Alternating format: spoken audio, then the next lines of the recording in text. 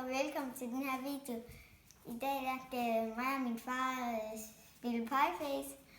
Og Pieface, det er nemlig med flødeskum normalt, men det smager rigtig godt. Så det er faktisk skiftet ud med noget, der er rimelig ulækker, nemlig remoulade.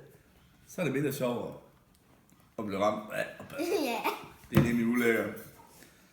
Er det mig, eller der starter? Sten, saks, papir. Sten, saks, papir nu. Sten, saks, papir nu. Sten, saks, papir nu. Silas starter. Så skal du have dit eget ord, vel? Jo, det gør vi. Yes! De to. Den må sgu snyde den. To gange, nej. Nej da.